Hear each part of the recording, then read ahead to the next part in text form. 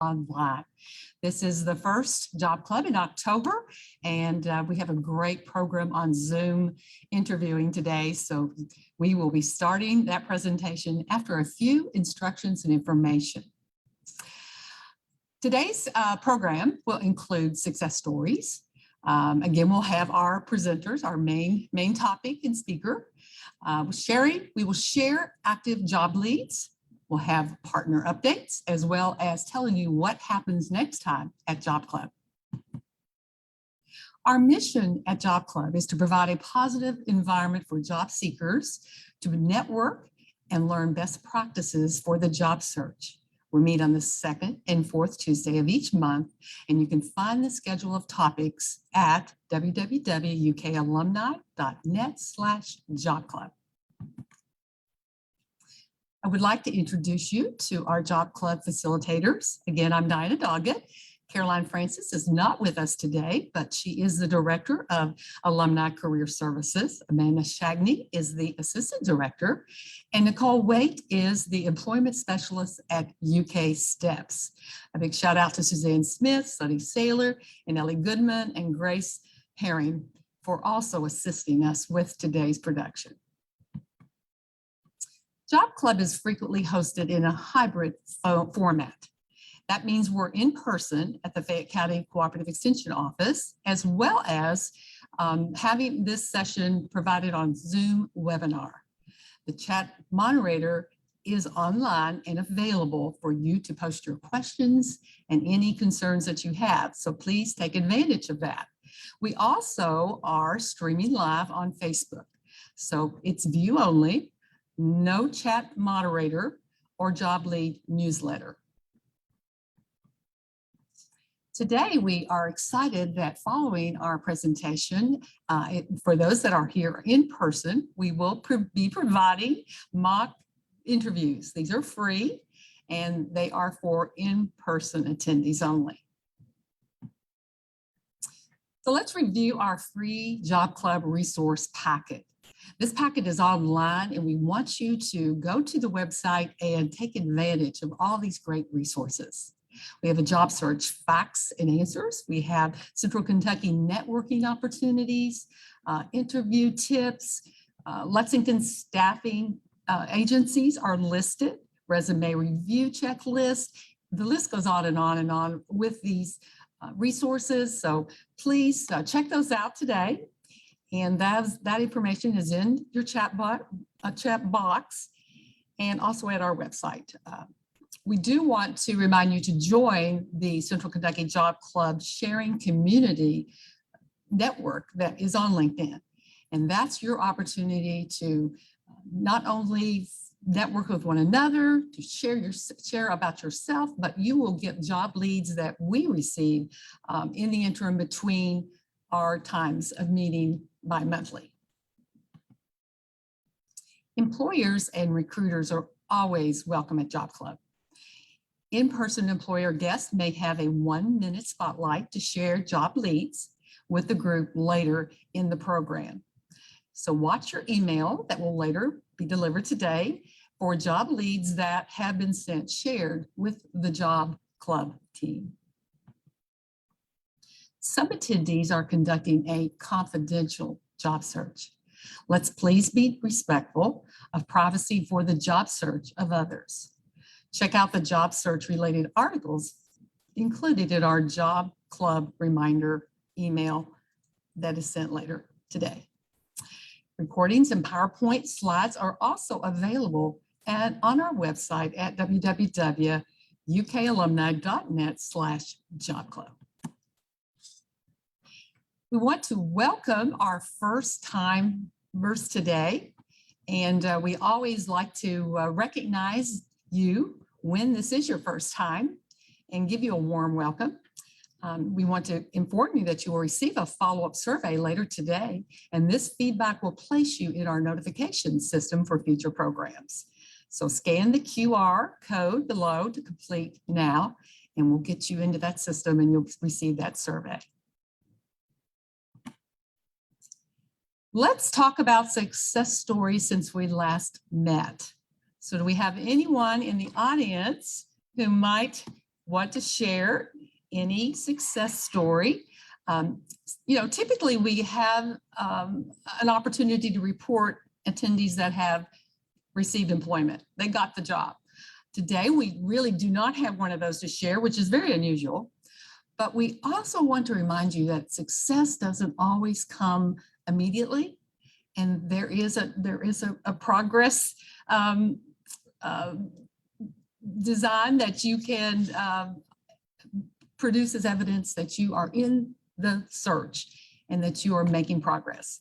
So that means that it could be networking, you could have received an interview, you might have also reached out and had your resume reviewed and made some changes. So all of these strategies are something that can lead to a successful job search. So if you have any of those and you want to include those in the chat box, we would welcome you to do that. And it looks like no one in our audience has experienced a success that they want to designate today, but I'm sure that there have been many successes. Well, now it's my pleasure. We are ready to start with our program today, and I would like to introduce our speakers. First, we have Sarah S. Pitt, and she is a Lexington, Kentucky native and has over 20 years of progressive experience as a human resource leader. She has held senior leadership positions in a national government, nonprofit, and association management firm, healthcare and corporate management companies, and in higher education at the University of Kentucky and Eastern Kentucky University.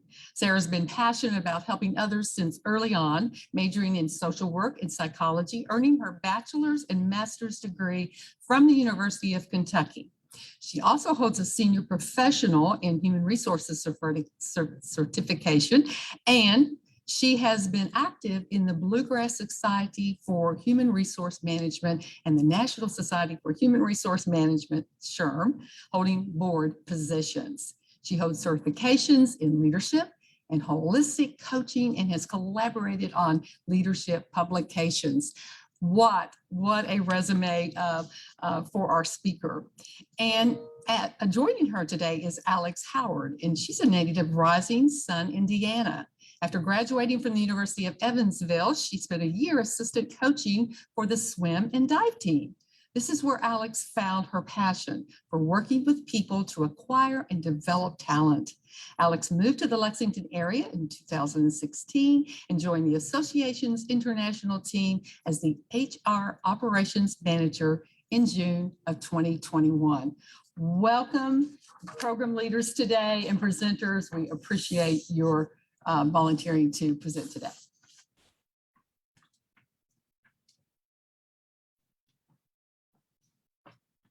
Well, good morning. I wish we could see more of you in person, but we are awfully happy to be here. We've got a great HR team, and I say that because I'm blessed to have this person on my team. We've been together, I think, 5 months now, and as a HR department of one, let me tell you, it's been a wonderful experience. So we've got a lot of interesting stories to share with you, as well as some basic information on interviewing in general. So what we'd like to do is kind of start with, as our esteemed host mentioned, I've been doing HR for quite a long time, and I've been on the other side. I've been an interviewer as well as an interviewee. So I know the process that goes into preparing for an interview on both sides. So we'd like to tell you a few tales from HR. Alex and I were comparing notes on some of the experiences that we've had recently. And what we'd like to do today is give you some tips and ideas about how to really be your best self in an interview. And this applies to interviewing in person because we're starting to do that again, but also in this virtual land. So I don't know about you all, at least today we've got lots of folks who are on Zoom, and that has been a little bit new to both of us over the past year and a half. I think your experience has been a lot of in person prior to coming together with me. And So what we'd like to do is kind of give you some ideas. And later in our presentation, we're not only going to talk about how to do well in preparing for your interview, but obviously some of the things that we all forget about being online. One of the experiences that we recently have had is I didn't meet Alex when we interviewed this past year.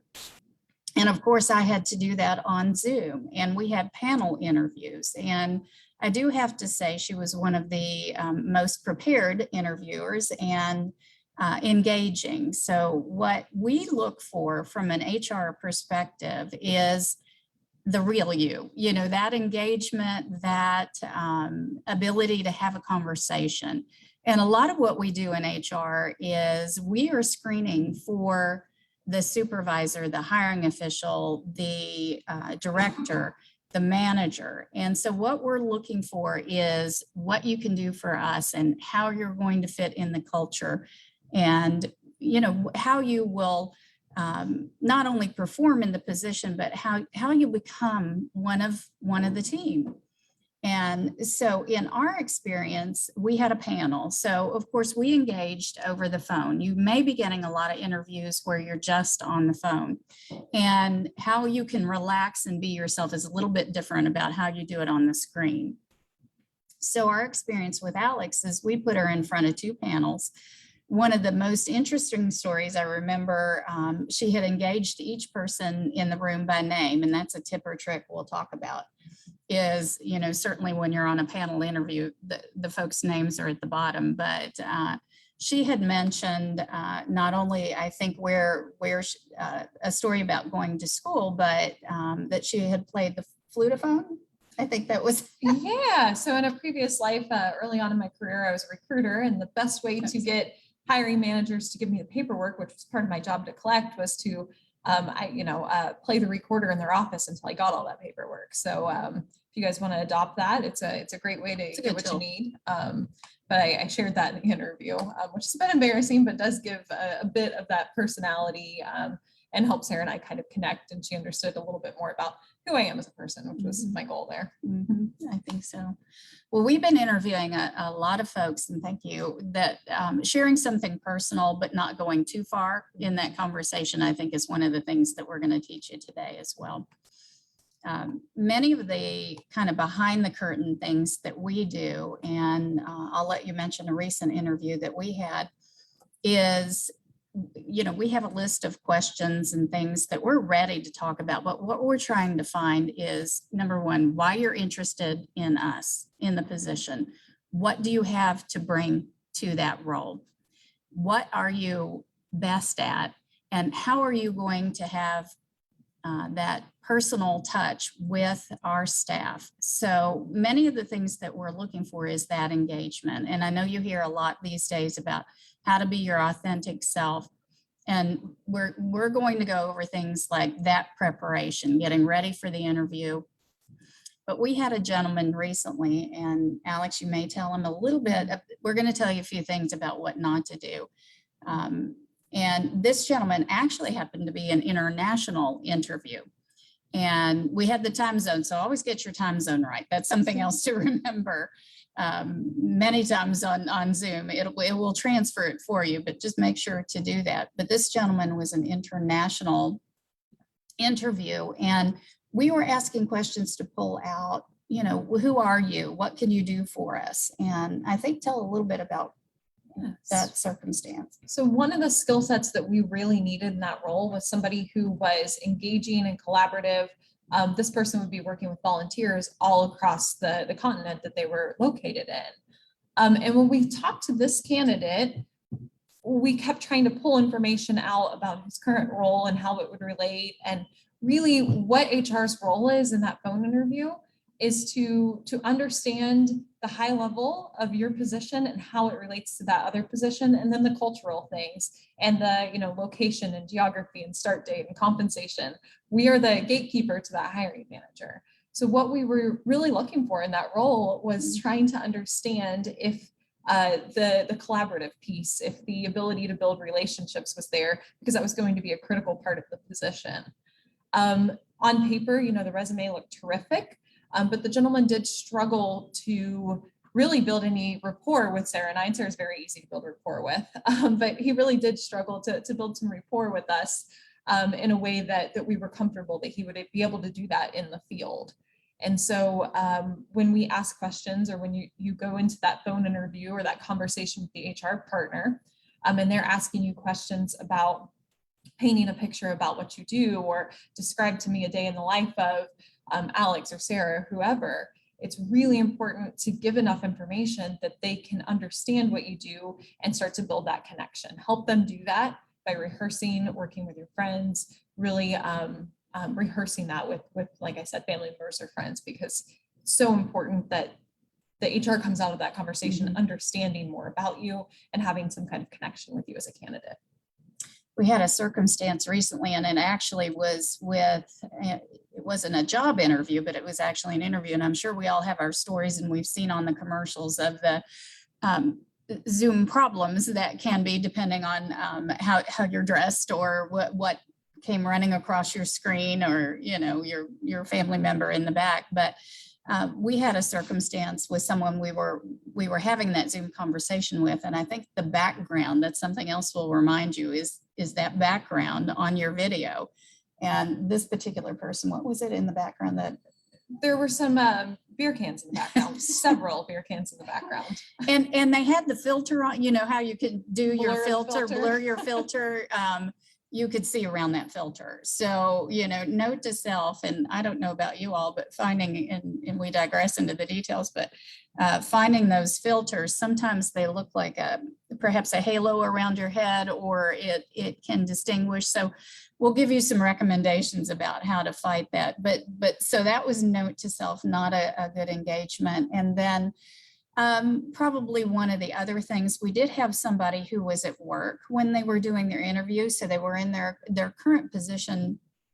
And this was somebody I had early on in Zoom, and their coworkers kept walking by in the background. And number one, from a professional standpoint, to be around your current coworkers, I know you all wouldn't do that, but it was not only distracting, but it didn't feel as professional as it could be. And then some of the good things is, we have people who engage, just exactly like Alex said, is what we're looking for. We've had people really get engaging, and then we can't stop them from talking. You've asked a question, or perhaps they never got to the answer of the question, and they've gone on to tell 2 or 3 or 4 stories. And I will tell you, as HR folks, we're rather patient. We'll listen and engage and have long conversations with you. But when you've got a panel and you've got an hour for an interview, you want to get to every question. And so we had a gentleman who obviously was, fit all the criteria, great resume, very engaging, but he over-engaged and got a bit too personal. And, so it's those little nuances that we really feel like are going to make or break your success in that interview. And it doesn't matter if it's in person or online. It's knowing just kind of those fine lines of how to engage, but not over-engage. So that was another circumstance. I think a lot of the things that we're seeing is, as you all know, it really is, the good thing is a job seekers market right now. As HR folks, we're having a very difficult time in getting applications and applicants for our positions. And when we do, obviously, we're very eager to engage them quickly and get them screened and get them on to our hiring managers. And we are finding a lot that folks perhaps aren't returning our call or don't show up to the interview. And I know those are things, as you're in the job market, you may have multiple things going on, but it would really help, I think, HR folks to at least reach out and say, hey, I found another job, or I'm going another direction. So, and the other part of that is that in the applicant tracking system of most softwares most companies have, is that the HR folks and the hiring managers can put notes in there. And so if you didn't show up to an interview 6 months ago and a new position comes up with that company, they're probably going to have record of that. And so, if something comes up and you can't make that meeting, it's always best to let them know and do it the right way, because you never know down the line what you might be interested in with that organization. always be professional and proactive there, which I know you will do. The other thing that we're seeing, certainly with interviews, is that we're having to hurry. We're having to hurry through the process because as it being a market, folks are getting many interviews. So we're setting up interviews and panel interviews, which may decrease the time that an applicant might have to prepare or get to know. So we've got some tips about, how do you do that? How you get prepared? How do you get ready?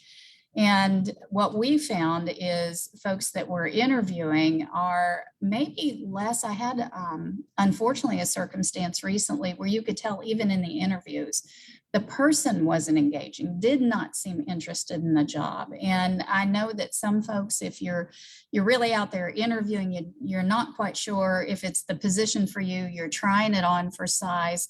Please engage while you're in there. I think that was disappointing. We actually made that person an offer and they'd gotten a counter offer from the company they were leaving. So it was success for them. We appreciated that, but we knew right away why they had not engaged with us. Some of the other things that we do see are folks that perhaps haven't prepared, and we've got a little more information on preparation, but there's nothing worse in us getting to that conversation and they really don't understand the job they're applying for, or perhaps they don't understand the company. So we feel like that's number one, very important thing. And it's also something, as I think most HR folks would realize, that we're preparing that person who's interviewing for that next interview. We want to set you up for success, and helping that person do the research, get interested in the position, understand the position, and understand the people they would potentially be working for is going to be very important. So we enjoy, obviously, what we do. We recruit for a lot of positions that perhaps are even international in scope and local in scope. So what the benefit in some ways from the pandemic, a bit of the silver lining, is we've been able to look for talent all over. I think you all may be experiencing that you're applying for positions that might not be right here in Lexington, that may be remote positions, and it may be a long time before you meet your potential coworkers in person. And so a lot of what we're kind of struggling with right now is how do we introduce our culture to you as the applicant, and how do we understand that you're going to be happy with that culture and that you're going to fit. So we have to get very creative in some of the questions that we ask. Do you want to pop up maybe what some of those are? So these questions, and a lot about preparing for interview, obviously, is getting the questions down. So we're going to kind of start with that. It's like, where do you go? Not only we hope that you prepared, of course, the resume that maybe show your skills, but show your accomplishments, that LinkedIn profile that does the same thing, that shows your interests, your accomplishments. And when we get to that, we want to know more. So there's something about your resume, your LinkedIn profile, and we do check those, by the way. It's always good from an HR perspective to double check the social media and the profiles so that we know a little more about you. And we also want to make sure that your experience and your professional brand is kind of what we're looking for our company. So many of these questions, we're really trying to get to who you are, why you're interested in us. Do you want to mention a couple of these? Absolutely. So that first question, what piqued your interest in this company or in this role? Pretty standard HR question where we want to know, when you saw this position online, what made you apply? What research have you done about us? What can you tell me about this organization that made you interested enough to take that step to put in an application? So many times that you do phone interviews on the HR side, I've completed those interviews and candidates have said something like, well, which job was this again? Or I don't really know what the company does. And what that says to me is they're not very vested in that role. And so coming into that organization's phone screen and at least knowing enough, a few bullet points about what they do or what the role looks like and why you were interested, it's going to set you up for success on this first question.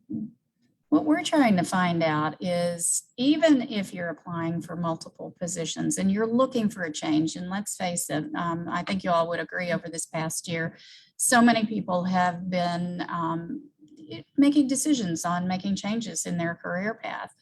And how do you do that? And what is that transferable skill set that you need to take to that next role? So a lot of what we're trying to find out in this question is, at least have you paid attention to what we're looking for, and how are you going to tell me right off the bat something about yourself that would bring us value? So that goes to kind of next question is really not tell me about your experience. We'll get into details. We'll get into specifics. We'll get into competencies. But what we want to know is really how you think you can fit. What is that one piece of your background that matches what we're looking for? What's a quick accomplishment or something that you've done that shows that you would have some value to bring? Because we want to know immediately. And those first impressions with interviews. It's going to take, a minute or so before you kind of get that first impression. So you want it to be an upbeat, great quote synopsis. I know you all heard about your elevator pitch and, what your brand is and those things. Have some ideas of what that is, but also have some ideas of who you are and what you bring to that role that you're interviewing for. And I think that's going to set you up for a great personal conversation ongoing. We're going to get into a couple other things. You want to talk about the next Yes. ones? Absolutely. And if you're not sure what, if you're a very modest person, you're not sure what that value looks like, talk to a coworker, talk to a family member that you've gone home and told about your work. It's hard for me to talk about my strengths. It's not something that makes me uncomfortable. So before I talked to Sarah, talked to one of my coworkers, and we had that conversation, and she helped me relook at some of the things that I had done in my career and reframe those, and made me feel pretty confident going into that conversation. So some of the things that we'll also ask you for is examples of, we're going to talk about behavioral interview questions and STAR interview format here in a little bit. But if we ask for an example of something, a time that you worked with volunteers, or a time that you were successful in a sale, something like that, be ready to have a specific example. So look at that job description, look at some of those core competencies, and think about things that you've done that relate to those core competencies, and have a few stories ready that you can speak to on each of those. And it's fine we'll talk about preparation. It's fine to have that written out, have a script, have kind of those set things, but we also want you to just be real, just explain what happened in that occurrence. And when you're real and it's natural, it comes across that way more so than scripted. So, it's a lot of homework. It's really about just a little bit of practice and things up front, but these things are genuine, what we're looking for. And it doesn't have to be a long list. As long as we have one or two items that we can move forward to our hiring manager or our official to say, hey, they really gave me an example. Delve more into this in your next interview. I think that's what's going to get you on the track to that next interview. Most certainly I've been the last interviewer, with Alex, and I think I did a wonderful job, but she had to go through several steps. I think as you get deeper and deeper into interviews, and this is just one point I wanted to make, is that initial screening interview, which you may very well get your wonderful HR person going through. You can be very, very detailed, but you're going to get, as you get to your director, your managers, your potential colleagues, because that's what we'll do in a panel interview. We'll bring in potential colleagues to ask you more questions about, that may be your collaboration, or give me examples of when you actually created a project or implemented something as part of a group. So all of those pieces are to be kind of ready for the natural progression of your interviews. And with us, some of the other things that we're trying to get to in the beginning, of course, are the basics. So this is something that I think a lot of folks might be concerned about or stumble upon, because the HR person is normally going to ask you, what is it that you need to take this job? What are you looking for? What kind of work environment? But most importantly, what salary, what benefits, what are you really needing to take that next leap, basically? And that can be a little awkward. So we've had several circumstances where we have to have a range in order to determine if that person may fit into the budgeted range for a position. It's hard sometimes when someone's negotiable, or you don't have an idea of where you need to be, or you don't want to count yourself out. I think that's where we see a lot of hesitation with applicants, is they don't want to count themselves out of the position by naming a number. So if you're comfortable, give the HR person a range. If you're not comfortable, feel free to ask that question. We welcome that question. You know, what is the budgeted range for the position in the organization? If the HR person can't tell you that, let them know how interested you are in the job, if you are, and you know, say something to the fact, well, I'm considering several things. I'm negotiable. I'd be willing to continue the conversation. That's one of the things that we need to know in order to move it on. Now, that may leave us in the position of where we get to an offer and we may be off the mark. But most of the time we will share from what we can, what our budgeted range is, or at least where that kind of starting piece is. And if you do give a number, don't worry, it doesn't necessarily discount. If you give a bit of a range, at least I know what we have to work with. And maybe I can talk to that director and say, you know, we may have to go a little more, but at least we know there's a negotiable range. So it definitely opens that door. And it's going to be different with every company, whether they tell you or not. But it's very good to be as honest as you can and as transparent as you can about what you're kind of willing to do in that. So, you know, that's one of the hard parts for us is we ask the hard questions right up front. And sometimes we have found that people may be moving, you know, in this remote world, you're moving, you're willing, the cost of living is going to be different where you're moving, and you can do that job from anywhere. So, and maybe, you know, flexibility. One of the things that we offer at our company, we offer a hybrid workplace. We offer family-friendly flexibility. Sometimes those things are the things that really catch your eye over the money. And so be willing to say those things about what's really important to you, because that can get you not only to the next step, but it also can present you as just very sincere about your really being interested in our company or in our job. I mean, at the very worst, you know, you can get to that point and it might not match up, but at least you've given it your best effort. And if you have to decline an offer, that's okay too. We've had a couple of those this year. So those things, I do ask that question about work environment very seriously, because I kind of want to know what kind of place you want to work at, and be careful about how you describe that. Because if you describe something that's very, very different than we offer, you know, just do a little bit of research on the company. But you know, your coworkers, how you like to work, how you like to be supervised. We're kind of trying to get to that piece as well. If your HR professional doesn't ask you that question, please make sure you ask them about culture and you get that picture, because that's as much as compensation or job duties. Yes. The culture of an organization, it needs to be a fit for what you're looking for. You're never going to be completely satisfied. So that's a great question if the HR professional doesn't bring it up to bring up in that conversation as well. And I would continue that question on through different interviews, is because you want to know how that person that you're speaking with, or the panel that you're speaking with, feels about the organization. One of the things that my favorite questions to ask as kind of an icebreaker is the interviewee was to ask that person that I was interviewing with why they enjoyed working at the company and why they had stayed, or, you know, what kept them there. Because you immediately thought off the top, they're telling you about themselves and kind of how they fit.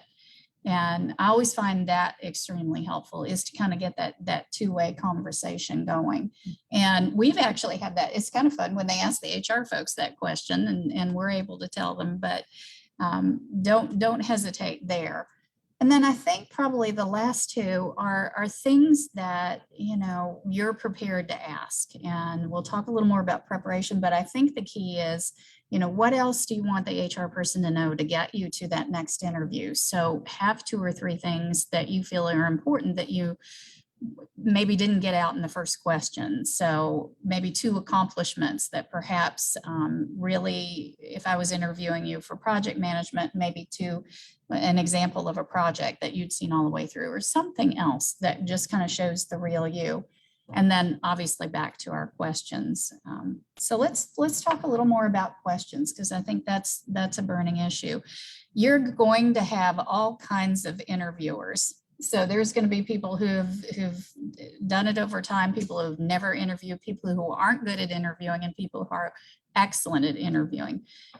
A lot of the obviously the knowledge and the tools out there that you can see, behavioral interviewing is one of those things that I think a skilled interview is really concentrating on. And really what that means is we're trying to get to real life examples. Tell me about a time when. Give me an example of that. Many of those questions, we really are trying to find out how you handled something, what you did in that process, how you thought about solving a problem, how you collaborated with your coworker. And if you have in your preparation a couple of accomplishments and a couple of examples of things that you've done for the high points in the job description, that's going to get you far. Obviously, they may ask you something a little more specific and you may have to think off the top of your head, and that's okay. We were talking yesterday about it's all right in an interview to pause, to think, to tell folks, you know, you're really kind of thinking about some options. Those things, again, make you human, but I think it's very important to know that you may get all kinds of different questions. So setting yourself up for success in an interview is just about being prepared for different types. As you all well know, there probably has been a time in your life that somebody's asked you, what is your strength and what is your weakness? And, you know, some of the very basic things like, and don't get caught in this. Tell me about yourself. They're not wanting to know all about your dogs or your cats or your child soccer game. They are really wanting to know about you as the professional coming into the job. Now you can add the dog and the cat later because we enjoy that part. But you know, that question is really to get you to succinctly bring in some information about who you are in the type of role that they're looking for. So a good quick summary. Again, going back to maybe that brand or elevator pitch, however you want to scope that, but having something kind of prepared that says, this is me in this type of role, in this type of industry, with my experience. And you can also, you know, do something personal, like say I coached swimming as well. And that makes it very conversational. Now, the behavioral interviewing, I think you all will probably get and have gotten some resources on the STAR method. The STAR method is one of those good, solid ways of preparing. It's many of the things that you normally would do in an example, but you want to be able to tell about that situation. You want to be able to say, you know, where did this take place, shape, frame it up, give the story some context. The task, explain what you were trying to accomplish. The action, how you accomplished it. So just a couple of details. And then the result. So you want to hopefully bring up examples that have some good results, or perhaps that you solved a problem, maybe another problem came out of it, but what you did at that point. And it shows again, kind of that you've spent some time on making sure that you've presented some of the things that you really have accomplished. I think definitely you can practice STAR techniques. It doesn't have to be about job interview questions. You can practice those techniques when you're go home in the evening, you're talking to your spouse about your day. Try to use that format of describing a situation, describing the task, the actions you took, the results, to get in that practice of using that, because it is a very powerful tool.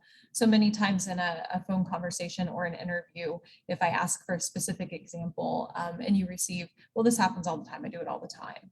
That's just not as concrete and doesn't paint that picture as much as somebody nailing down one specific instance and walking me through that start to finish. So it is a really, it's very basic, but it is basic for a reason because it is a very powerful tool.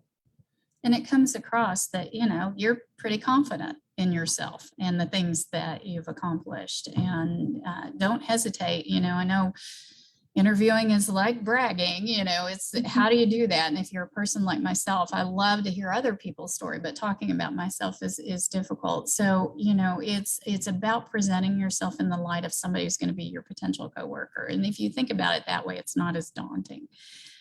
Probably the last thing, and unfortunately I experienced this with a candidate that I actually interviewed for Alex's position, and thank goodness Alex came along.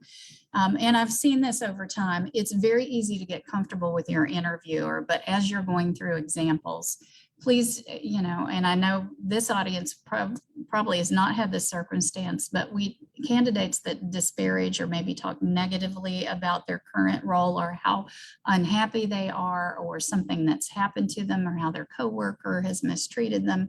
Those are the things that we know that happen in the world. It is. But what we want to hear as the interviewers is you putting a very positive light on you, your experience, how you handled things. If something negative happened in the workplace, spin that to how you solved that problem or how you dealt with it. But please don't tell me all the bad things about your company. That just does not come across as professional. So we know people move for different reasons, and we acknowledge that we're all humans, but I think that's probably one of the tips I would share. All right, we've got a couple of other things. I know we're moving on time. We are passionate about this. So Yes. We talk a lot, so we'll Keep going. This is just an example of what I have to do if I'm doing a Zoom interview. I have a cat that is constantly walking in front of the screen. So actually, if I'm at home conducting any kind of interviews, she likes the closet. It's not torture to her, but she likes Puts to her in the closet. put her in the closet for that 20-minute space. That way I know she's not interrupting us. But we're going to focus a little bit in this next couple slides about specifically Zoom and the differences between Zoom and the in-person interviews that you might be used to. Yeah.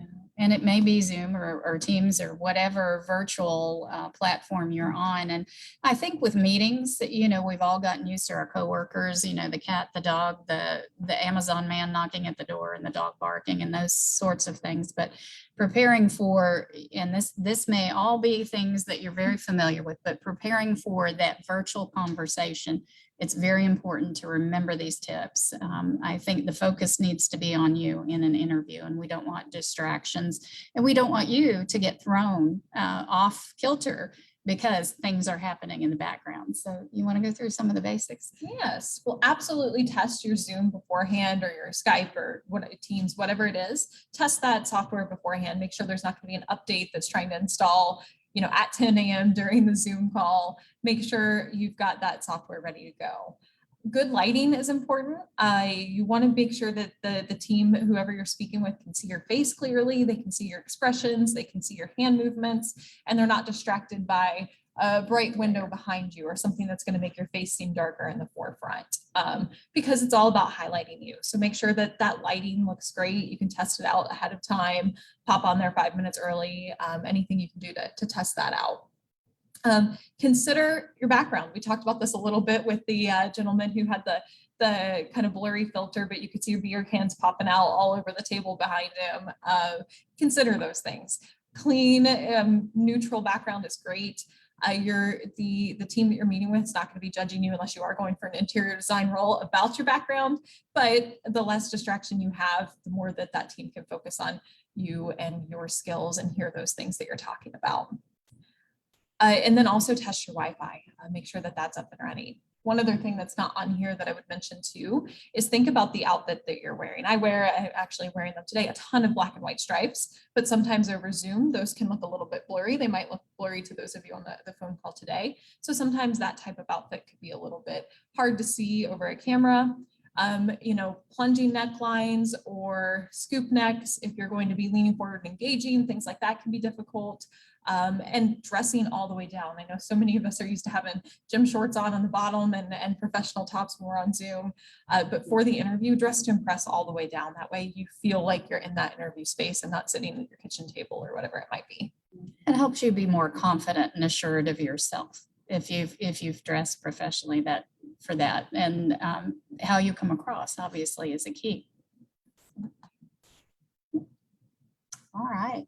Distractions we've already talked about, perhaps moving to an interior room where, the cat and the dog and the family maybe can't interact.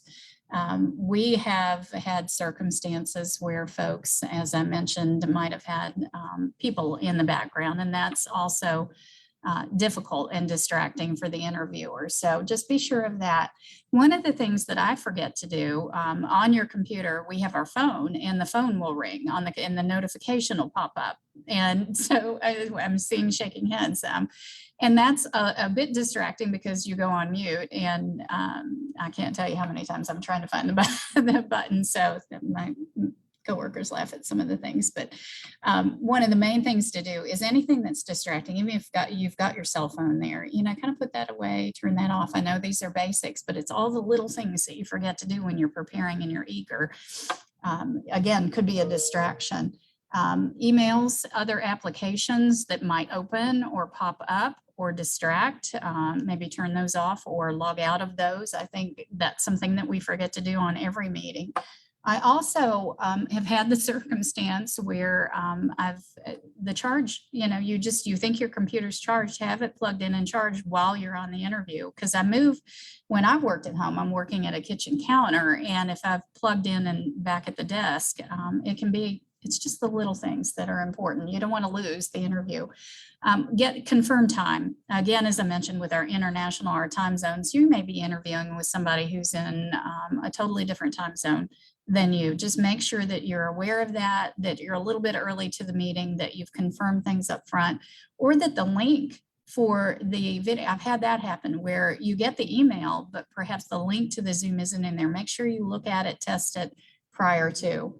And then depending on not only the time, and we've talked about the dress, but depending on how many people you're talking to, that screen with the panel, when they come on, you want to make sure that you're engaging, and that may be on our next slide, but you're engaging. And it's hard today for me to be able to tell how I can look the folks who are online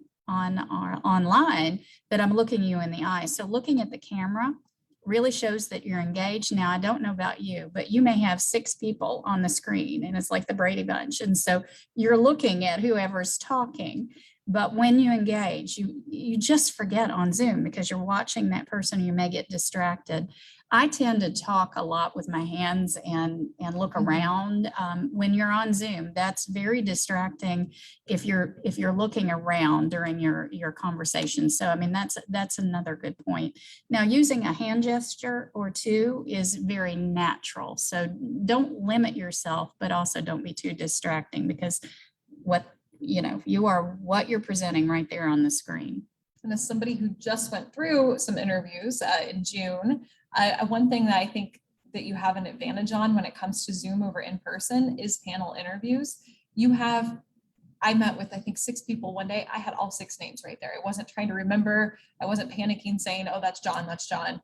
In my head, their name was right there. I could address them by name. That was a huge relief for me as I got on those interviews. So that is a leg up that you will have in a Zoom interview as opposed to a panel interview in person.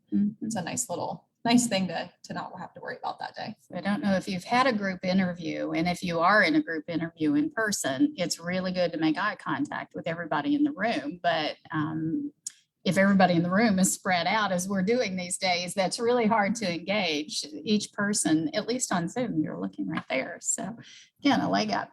And if you're in a type of role that's like a marketing or a graphics role where you might want to share examples of your work, of writing, things like that, you might want to close everything down on your computer so you don't have a browser open with another company you're researching, or that way if you do go to share your screen with another, the person you're interviewing with, you have that right content pulled up. They don't see your Amazon purchases or wish list or anything like that instead. So it might be nice to have everything prepped and completely ready there. That's good. All right. A little bit more. All right. Headphones. I don't know how many, sometimes I don't. A lot of folks do. It helps with distractions around. Most certainly make sure they're working and plugged in. It's just the best tip there.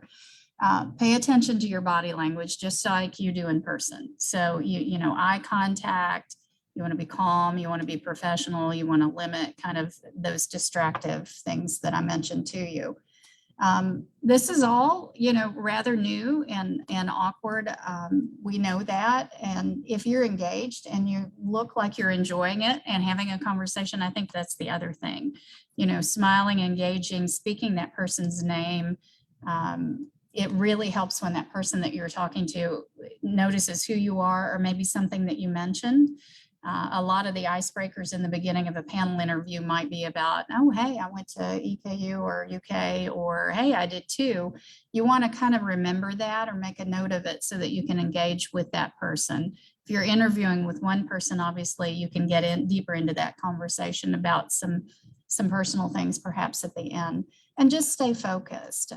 Absolutely don't get distracted by, I know we're all guilty in meetings of checking our phone and our emails. Again, don't do that. In an in-person interview, it's much easier to understand that because you've got your phone in your purse. I mean, it would be rather obvious. I think on a Zoom, it's not. So you've got to be a little bit careful there. And then Sarah brought up in this conversation that we had yesterday preparing for today, Sarah brought up a great thing. In your Zoom interview, you're most likely going to have the folks that you're meeting with, their email in that Zoom link with you, and you're going to know their name. If you can look them up on LinkedIn and social media ahead of time, you can find commonalities. You can find something that you can say, I noticed that you, like Sarah said, went to the same university, or I noticed that you had this type of project in your background that I've completed too. And having done that research, showing that research, number one, is great to see as the employer. Number two, being able to connect with that person is going to make the rest of that interview feel more conversational and be a little bit less stressful for both of you on both sides of that table. Mm-hmm.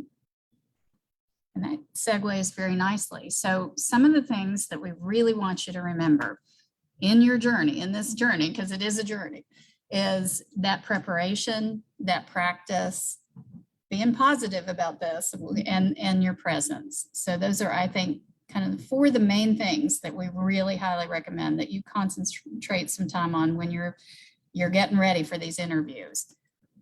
The first one, I think, is more, you want to go to the next one? Yeah. So preparation, we've already mentioned it. Research the company, research the job.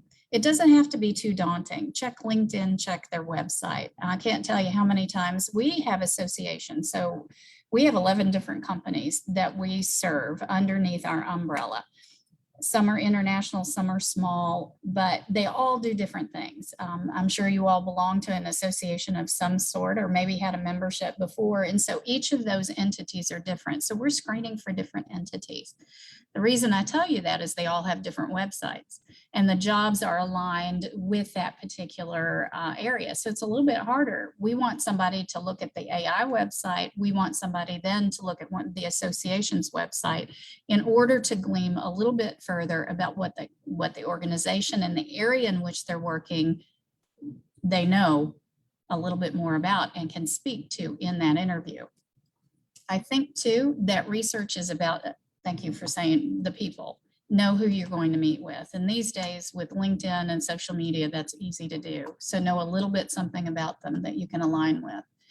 Look at the leadership, look how the company's doing. I think I don't need to tell you, make sure you do a little bit of due diligence, when you're applying for positions, because you want to make sure it's a company that if you get to the interview process, it's something that will align with your values and certainly your career path.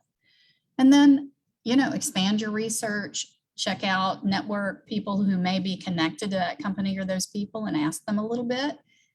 And set aside that time to do that. I can tell you how important that is.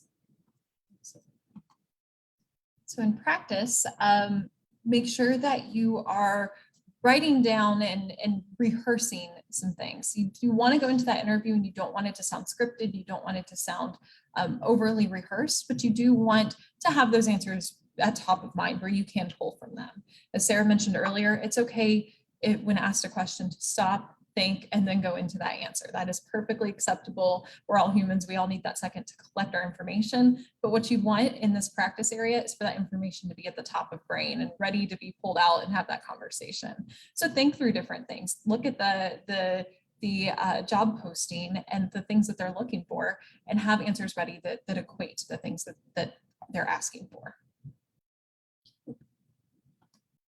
Right. This is interesting. In terms of, did we miss positive? Thank you. I say this because I'm a consummate coach to folks, to really be upbeat when you go into that interview. I don't know about you, but I get really nervous. You know, the whole thing about breathing, listening, take care of yourself, listen to some positive music right before you go on, you know, have a less stressful morning. I can't tell you how much a difference that means if you're going into a meeting, if you're going into an interview, of just really doing those positive things. Yeah, it's not showing. That's okay. Get ready in that way. And then the last but not least, if you want to go on, is that how you speak. I tend to, has anybody counted how many ums I had today? It doesn't matter where I'm speaking. That's one of my faults.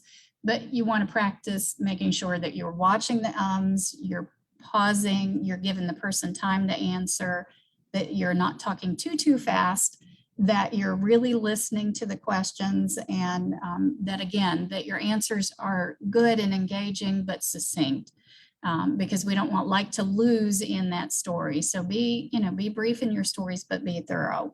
And then of course, as we mentioned, have questions prepared. We've given you, I think, some options at the end to go out there and look at resources. There's a number of resources that Job Club has provided you as well, but have some sample questions that you really feel comfortable in asking. There it is. All right. There's the power of positivity, right? So in summary, you're on your way. If you can do some of these things, if you can practice some of the things that we've talked about today, you're going to do well. Things to remember, HR folks are on your team. When you're talking to that HR person, their job is to find candidates to present to that manager. So when you get to that phone conversation, don't stress out too much. They're looking to build that connection with you. They want to see that, and connection and being a cultural fit is just as important as having the skill set. So remember that. Understand your story, have it ready to go. Understand how your career has gotten you to the place where you're applying for this role, and be able to describe that in detail. Show your authentic self. It's the balance between being engaging and having being able to laugh with the person, but also still being that professional. So finding that balance where you can show who you are, you're authentic, but you're also still a polished professional.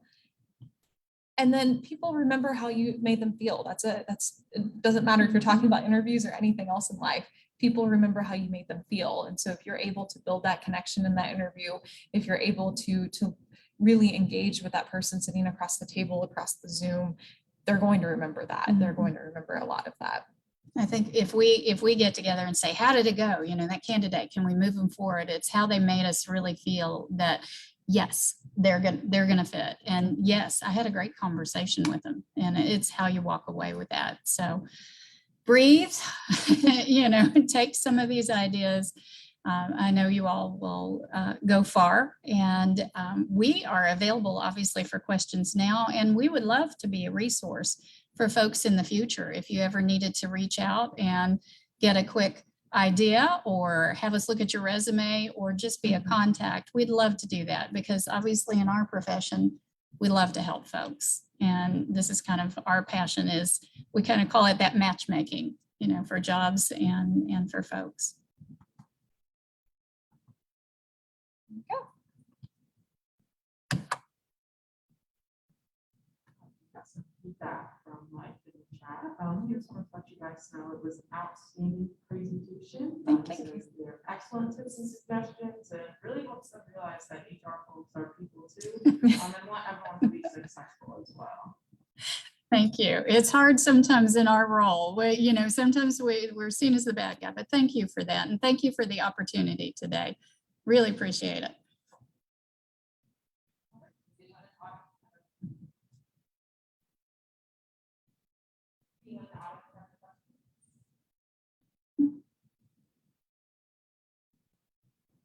There we go.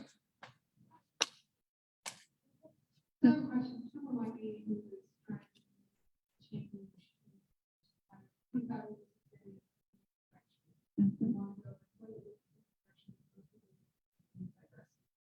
How do you do that? So it's casual phone conversations. And I felt myself stumbling, almost apologizing for trying to apply something that here to be.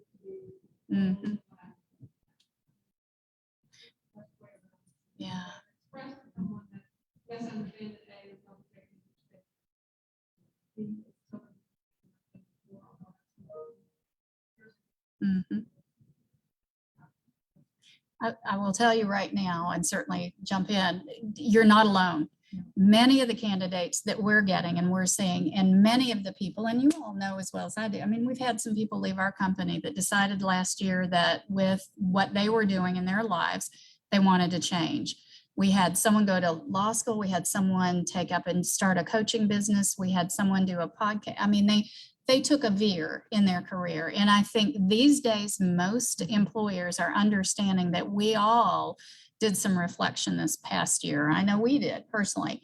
What we like to hear from a candidate, and there's two things, certainly your resume or your cover letter or something's got to get you in the door to convince that employer that there's something in your background that could tie in. The old days of saying you're overqualified or you're too experienced, I mean, we're looking at candidates that definitely you would normally say, hey, they've got 25 years of experience and maybe they might not meet our salary range, but you know what? We're looking at them, we're calling them, we're engaging them. I have a hiring manager all the time, Magda's like, we may not be able to afford them, but could you screen them, please? And so we want talent. And so looking for talent, you've just got to make sure that either in your cover letter or your conversation to get you in the door, to say, hey, I'm looking for the new adventure. I'm looking for a life change, something meaningful, something fulfilling, that's honest, that's straightforward, that makes me feel good that you're entertaining the idea of our company. When you get to the interview, I think the key is to certainly right up front, we're going to ask you that first question. Why are you interested in us? Why are you interested in this job? You've done some big things. Say that right up front. Say, I'm looking for a life change. I'm looking for fulfilling. I think one of the candidates we recently hired for a large level position had done all these things and was kind of taking a step down in a little bit in salary and title. And they told me right up front, I'm not about the title. I'm about the meaningful work. I like what your organization does. I'm very interested in learning more. And you know what? I'm trying to develop myself. I'd like to really learn and, try some different things where I can grow. And that's, if you get that out in the conversation in the beginning, obviously you still have to somewhere along the line convince us that you've got some meaningful, if you've completely changed what you're looking at, there's got to be some meaningful experience. But if you're worried about being overqualified, absolutely have confidence in yourself. I know it's hard because I do that too. Don't apologize, because we're excited to hear from you. We're excited to even entertain the idea that we might be able to get you. And then, of course, when you get to that salary conversation or whatever that might be, again, just be honest and upfront, as we mentioned before. As Sarah mentioned, part of your struggle, your journey might be getting to that conversation where you can explain that, having your resume pulled out of that pile to reach out to. So the cover letter, if you can do a good job of, explaining why you've made this choice and where you want to go in your career, as Sarah put it, that's going to be a powerful place. Mm-hmm. And also on a lot of applications, there's a comment section at the end before you hit submit that says anything else. And if you can summarize that in a couple sentences, it might help you get to that place where you're talking to the HR folks where you can explain in more detail during that conversation too. But just to kind of reiterate what Sarah said, absolutely doesn't, so many people are doing that. We have lots of conversations where people are reevaluating and realigning, and it's kind of an exciting time right now for all of us who are doing that. So you're not alone in that place either. Hope that helped. Yes. We have another question from the chat. They would like to know how applicants might recover from a technical glitch or other type of stepping stone for someone who's maybe newer to this interview meeting over Zoom or Teams or It whatever. is tough. I've made all kinds of mistakes. So was it Faith? I love her name too. Needless to say, we've all been there. I should have mentioned my first thing is you've got to be able to laugh with the person at yourself. So this is a good tip at the beginning for interview process. If you're going to be on virtual, have that person's email or phone as well. So you have another contact number. So if you have a glitch and your computer's died and you can't get back on virtual, you might want to practice in having Zoom on your phone I did that for a meeting the other day. It wouldn't load on Friday, actually. So I hopped on to Zoom on my phone. So that's a good tip is kind of learn and practice with your technology. That's a good medium. If you can't get back on the face-to-face, have a contact so you can let the person know. If it's a minor glitch and it's momentary and then you pop back up, be able to say, the cat did it. I mean, I don't, have, which hers could because she Mine would. walks on the computer. But, have that thing where you're able to say, I am so sorry, but this is, and to be able to smile and be genuine and we're going to see that as human and we're all going to relate. So I think that's the important thing is that you remember on the end, even if you goof, even if you stumble in your words, which I do even here, it just shows that you're human and you can if you can show that I can laugh at myself a little in this interview, I'm going to make mistakes, but you know what? I'm really good at overcoming my mistakes and I'm good at solving problems because if I goof, I'm going to come back and fix it. And I like to hear that from any candidate. I don't know about you. No, I think, yeah, don't beat yourself up over it. We're all learning this Zoom interview at the same time. And so mistakes together. happen and yeah, just laugh Yeah. through it. Anybody else? Well, thank you. This has been delightful. Thank you for allowing us to share. And like I said, we'd love to leave our contact information and perhaps be a resource for you in the future. Good luck. Thank you so much. Thank you. Well, how lovely. Thank you.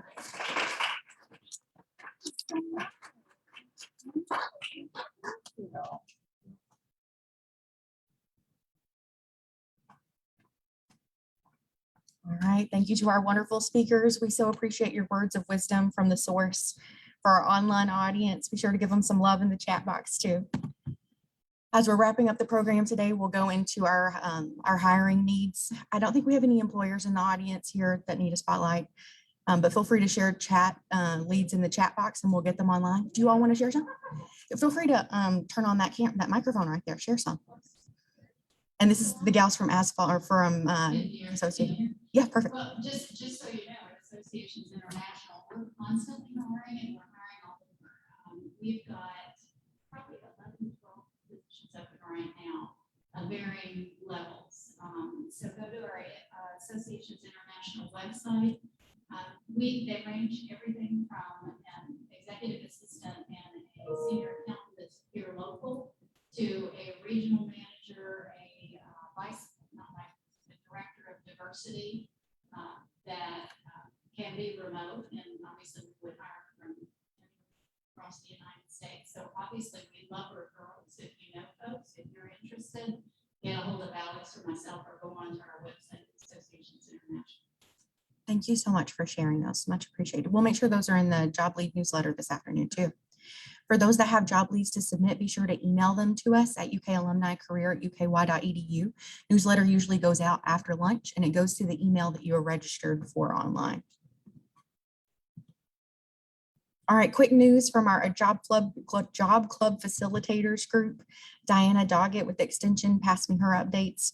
Register for the Grandparents/Relatives as Parents Conference. This is October the 21st. You can register at gapofky.org. Workshop topics include understanding bullying, the basics of brain development, effects of substance abuse on the family, youth suicide prevention, and caring for an angry child. Important topics for grandparent caregivers. Also, we'll pop into the chat the links to register for that and other extension programs.